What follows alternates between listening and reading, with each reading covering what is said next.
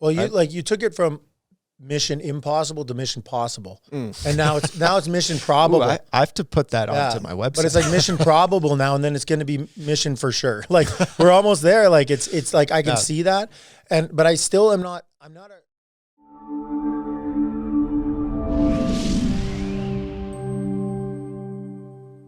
All right, here we are with Adam Macri from Ippon Karate Dojo. As you all already know. No, I'm just kidding. Y'all know him already. This would be, I guess, a business series. I don't know what to call it yet, but we're just rolling here. We're just going. So I wanted to, I've been working with Adam the last few years. I've known Adam a long time. We both have mutual respect. I'm a wrestler. He's a karate black belt. He'll mess you up. I'll mess you up.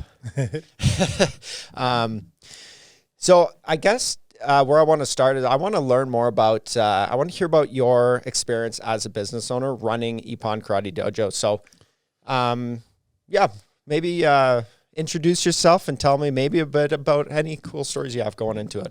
Well, I mean, how far back do we want to go? Just the start, or just like a brief explanation of who I am? Well, yeah, let's just start about what you're doing with karate, and maybe we can even talk about some of the stuff we've been working on and how that's if you've seen any benefit from working together and stuff like that. Okay, yeah. So you already said, like, I run Ippon Karate Dojo. My name's Adam Wackershauser, or however you say it. Wackershauser. Yeah, it's the one just W will be fine. So I've been doing karate for 29 years as of this year, running my dojo for 18 years as of this March.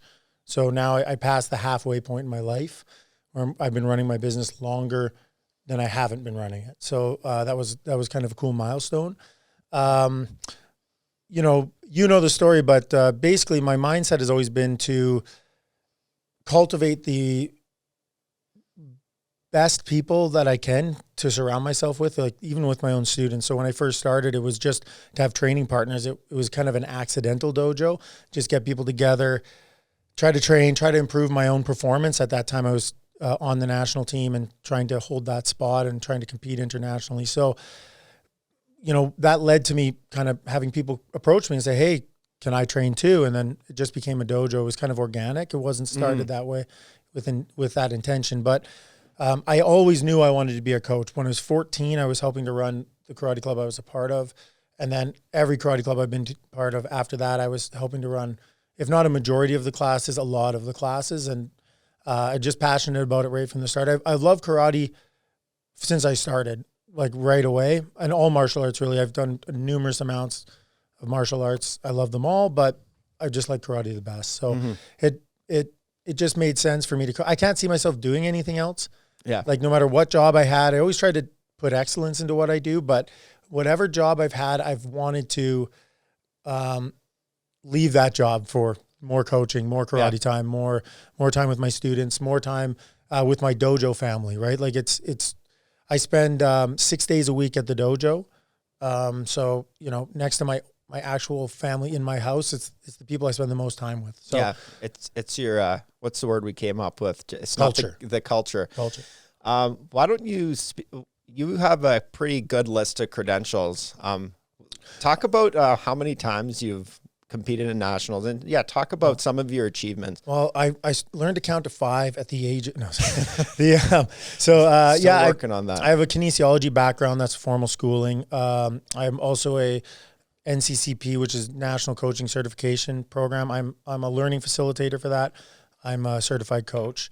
Beyond that, like I said, 29 years of martial arts experience, Pan American bronze medalist, Pan American top 5, 6-time podium finisher for nationals, a whole bunch of provincial championships. I actually don't have the true amount. I can't remember. And West Coast Open champions, Stevenson International, top 5 U.S. Open at Caesars Palace. I did that 5 times. My students, I've had people on the national team every single year since the day I opened my dojo, including up till now. We had 2 years, just before COVID, we had a guy finish top 7 at the Pan Ams for kata, which is really hard. Kata's like, you can't make any mistakes. Like, it's not as hard as fighting in the fact you're not getting hit, but you make one slight error and your whole year's done. Yeah. Like, so there was a lot of pressure in there. So we had I'm one of the few dojos that's actually had athletes that have made it for fighting and for kata under one person. Like that person will make both. And that's not very common anymore. People kind of specialize, but because of the way we train, we have the opportunity to kind of develop both skills. Yeah. So, you know what? I can vouch for Adam being deadly because, we've since, I guess, high school, since we've known each other. We met in middle school, but we became more friends in high school. Yeah, well, we kind of developed that mutual respect. I knew you were competing in karate. You knew I was bringing home provincial banners for wrestling. Yeah. So Adam, we kind of gravitated towards each other, and we started just training. He started bringing me into his classes to show some wrestling stuff, right? Yeah. And we've especially now. You might think a wrestler could beat a karate guy pretty easy, but not the case with Adam, because even I could take him down, and his jiu-jitsu is deadly too, right? So it's solidly mediocre. Let's just well, it's like for my agent level, I'm doing okay. Yeah, so you're a blue belt there too, right? I got 5 gold medals at white belt, and then including like open weight division stuff like that. So you'd have to be you need a bit deeper, I guess. You can't just be a wrestler now to beat this guy. Yeah, but I loved, the weird thing was that in karate, normally the current climate for a lot of clubs is they've closed themselves off from the rest of the world because they stopped evolving. In the 80s and 90s, at the peak of its popularity, they shied away, where it was at one point like a fighter's art. There was really tough, strong people in it. You wouldn't want to walk into a dojo with the wrong attitude. And it just became let's call it health and happiness, which is nothing wrong with that. Like, that's great. But they lost the effectiveness of the art, so they closed themselves off. And I was because my original sensei had quit when I was younger, I had to train myself. Like, a lot of my training was by myself. I had a VHS tape from a world champion. That's what started my real competitive career. And I trained I trained on my own all the time. Yeah. And I welcomed other martial artists to learn things from. And I've never felt bad when, I'm with a wrestler and he took me down. It's like, well, that was cool. I learned an experience from that. I got better. And I think even now as I'm getting older, I like that even more. I like to share. I like to meet new martial artists, see what they can do. My favorite just happens to be karate, but that doesn't mean I don't think there's better martial artists than me in other martial arts, or that other martial arts aren't valuable. Yeah. And that was a huge valuable point of my training, because you were, for at least a chunk of time, one of my more consistent training partners, even though we didn't do the same martial art. Most people just burn out.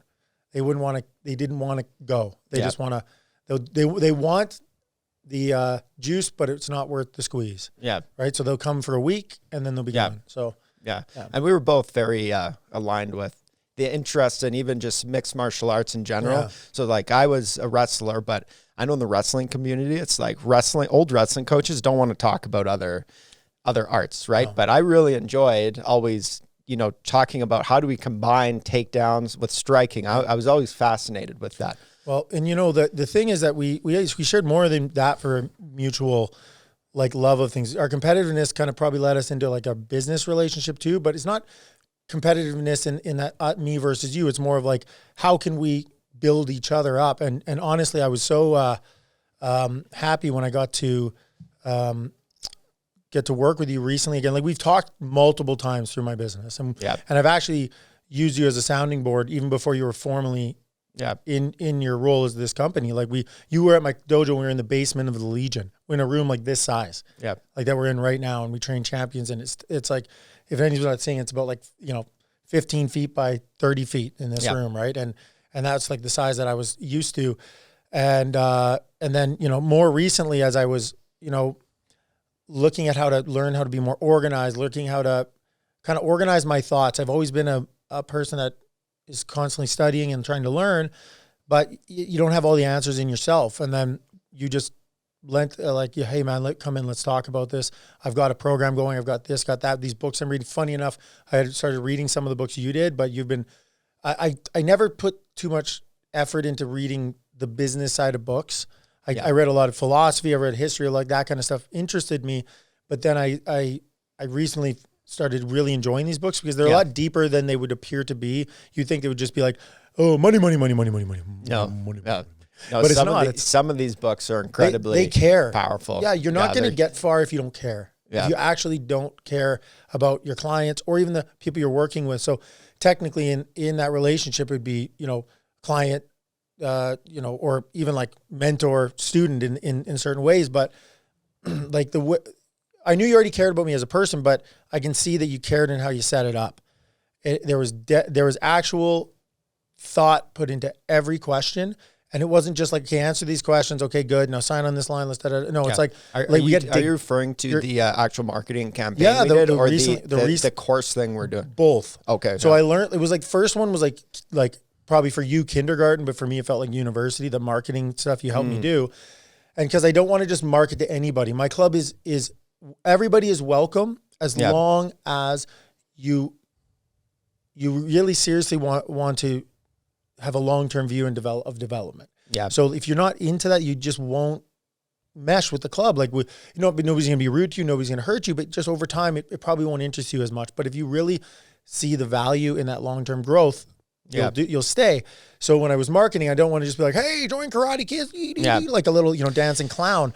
And I was worried about that. So I wanted to show my authentic self. And I noticed that right away, even when we just talked about the beginning of the marketing. And then what was the second program that we just went through called? The Impactful Mission course? Yeah, the Impactful Mission course, because I was just reading, funny enough, The 7 Habits for a Highly Effective Person and Atomic Habits, all these things, like they touch on this and that, like, it's got to actually mean something. Yeah. Like, it's just not like deeper motivation. We believe in yada, yada, yada, something, stick it on the wall, go home. Don't think about it ever again. Nobody will buy into that because you don't buy into it.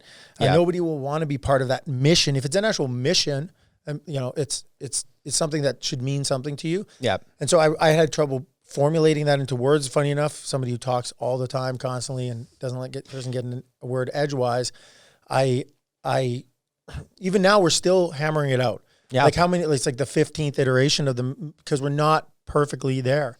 Yeah. We kind of know who we want to have come into the club. Yeah. We've kind of, I think, nailed that down. It becomes, you learn that this becomes a ongoing part of having it a mission.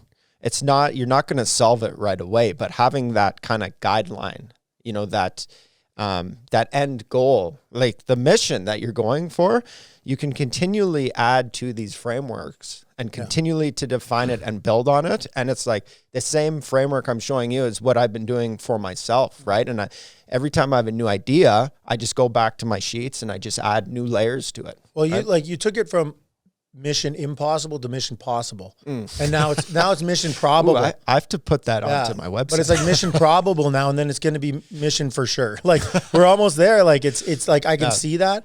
But I still I'm not in some ways it's awesome to have rapid growth. In my dojo, that's not what I want. I want to onboard people properly into our culture of our club. Yeah. Because if you bring too many people who are not part of that, like, culture, it'll change the dojo into something that is different, or the business, right? Well, and you find, and that's why I like working with like working with you, because it's easy to make these like slight adjustments because you're already thinking about this stuff already. But like a lot of businesses that I deal with, they're looking to just take any business of any type, right? But that's where they make a mistake. They have no idea of who their target avatar is, their perfect customer. And because of that, they're always on this hamster wheel, just dealing with people they don't even want to deal with.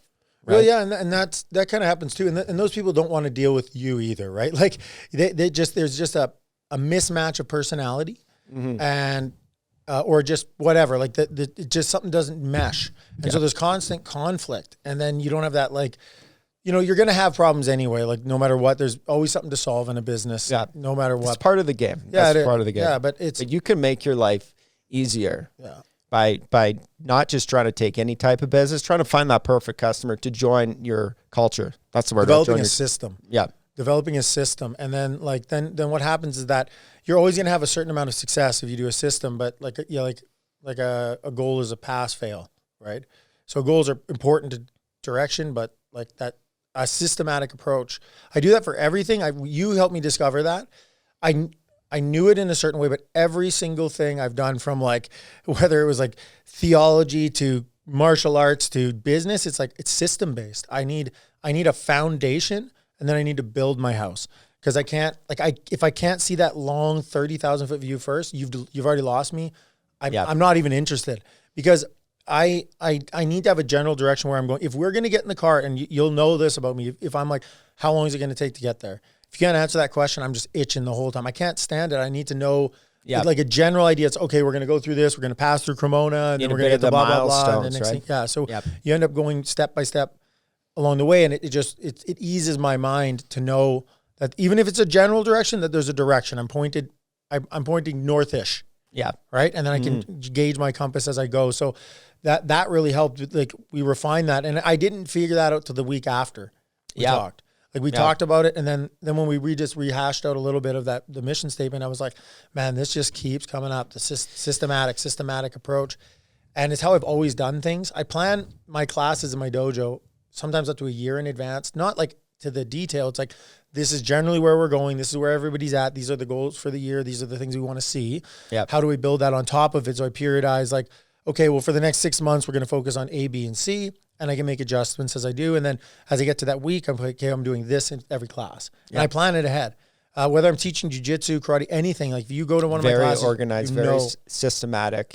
You'll see that we're telling a story, and we're going to get there. So I think, that was huge for me when we sat down to talk about that, because I couldn't put it into words. Even now, like, you've been helping me like scrape layers and layers and layers to get to this mission statement. And I believe we're like 80% there. Like, we've got all the key details, but now we just got to formulate it and make it really sink in. And it's funny, because I mentioned that in that last podcast I put out is, we'll do a layer, and then, like, I'll hear you come back with an idea in a few weeks, right? But that's the same way it worked for me. If you expect to have this all figured out in one go, well, it's like you have to expect to put work into your business. But this is that nice guided, it's like a nice guided, organized way, systematical way to put your ideas on paper and actually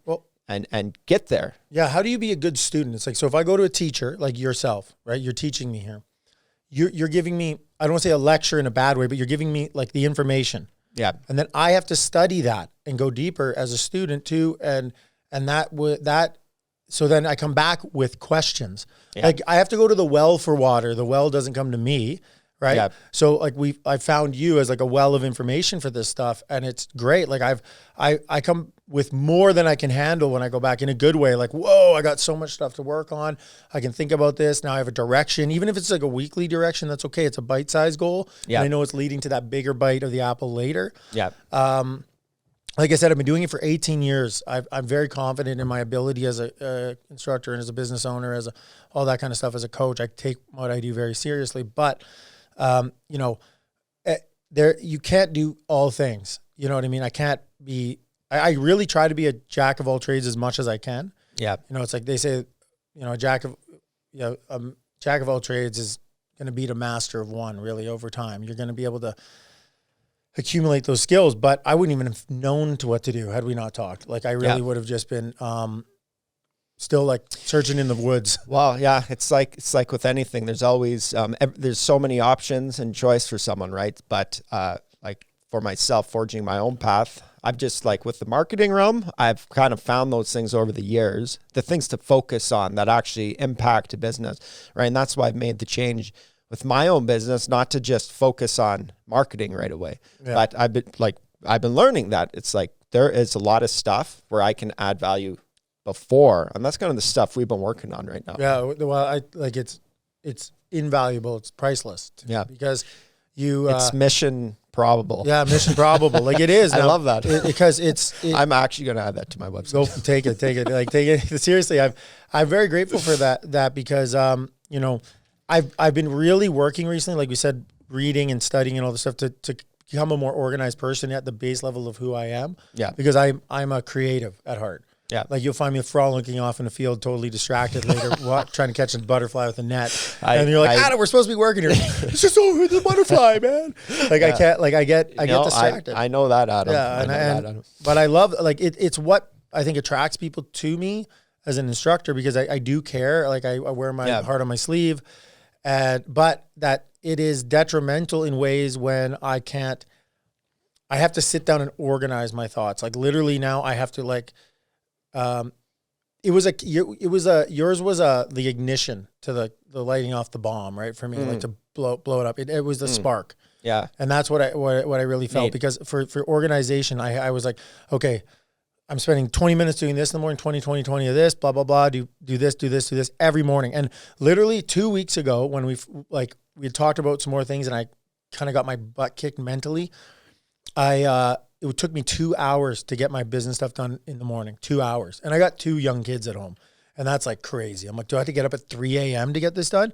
But the next day it was less and less and less. And then literally this week, 20 minutes per day. Yeah. That's easy. That's manageable. Yeah. Like to get all my basic stuff organized. Now we got a tournament coming up, so I know that there's more workload coming. We got a grading coming up next week, blah, blah, blah. But that's like those systems are starting to make it more efficient. I'm starting to get a system for my business and my marketing and all that kind of stuff in place. And on that note, and we're going to have to wrap this up shortly here because it is 12, but E-Myth, I've just recently finished that. Yeah. Oh man. E-Myth. So I've got, that one is, I think it's number 3 on my list now. Next, like I've got like an order. Funny enough, I went to Chat GPT and I was like, give me 10 books for a small business owner. And then like 5 of them were ones that you'd already read. Yeah. And like, and then I did similar with parenting, with like self-help, with organizing, blah, blah, blah. And so that kind of led me on there. So yes, I will be kind of doing that book next. But there's a Simon Sinek book I just bought last night. Something on Purpose. What was it? Yeah. Well, it's funny because I'm finding these books a lot more interesting. You think I would be interested in business books? These books are so good. Like if you get the right one with some like good, it's got real meat to it. Like it's not just like fluff. It's the ones that we've read so far. It's really like deep, impactful stuff. It's called Start with Why. Start with Why. Actually, I think that might be on the list. Actually, that sounds familiar. Yeah. So how great leaders inspire everyone to take action. Start with Why. Yeah. Yeah, I think that might actually be on the list too. Like it might have been one of the ones that came up. But hey, man, like I know you got to wrap this up. So, in conclusion, it was like going through this program so far, and I know we're still partway through. So it'd be kind of cool to do a follow up in a little bit, because I would love to, like, if I'm here already, like I am so hopeful for the future. Yeah, you know what I mean. Like it actually gave me. I've always had a passion for martial arts that's never left. But like the administrative stuff was starting to drag me down. Like it just was. It was so daunting, and then it's not anymore. Yeah. Because there's a clear path, clear focus. And it's like, okay, well, I have this focus. How do I get there? Well, got to be more organized. Got to do this. Got to do that. So I'm putting the pieces together in order to hit that larger thing, and putting the systems in place to do so. And hey, man, that's thanks to you. Hey, that's awesome to hear. Appreciate it. Yeah, I'm actually like a wrestle. Good luck, Mud. It's nice to hear when you have an intention with the program, and then it actually is somewhat having that effect. So yeah, hey, that's awesome. Well, that's all for now. We'll stay in touch. We'll probably have a follow up at some point. Peace up, A-Town down. Okay, so thanks, man. See you soon. Okay, see ya. Bye.